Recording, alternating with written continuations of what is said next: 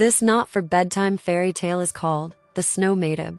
Once upon a time, there was a beautiful garden, which became even more beautiful that day, after a heavy fall of snow covered the ground, the trees and bushes in a soft white mantle. A little boy and girl were playing happily in the garden. They were brother and sister. They chased each other, threw snowballs, and played hide and seek under the fir trees. Then the little girl said, "Let's make a snow doll." They began to make a snow doll and decided it would be a girl. "So there will be 3 of us, and we'll have more fun," said the little girl.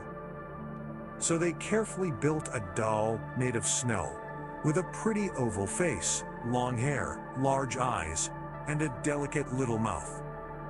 It looked just like a real little girl.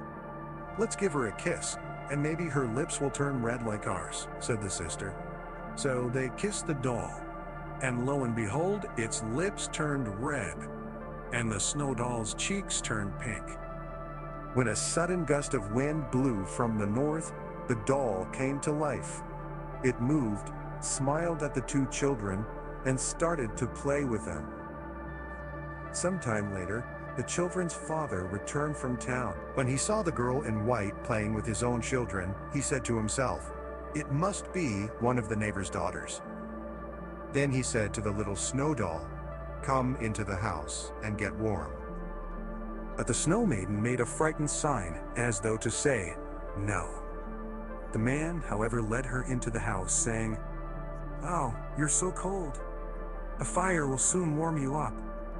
But the Snow Maiden sighed sadly, though she didn't have the courage to speak, and she went and stood by the window, looking out at the white garden.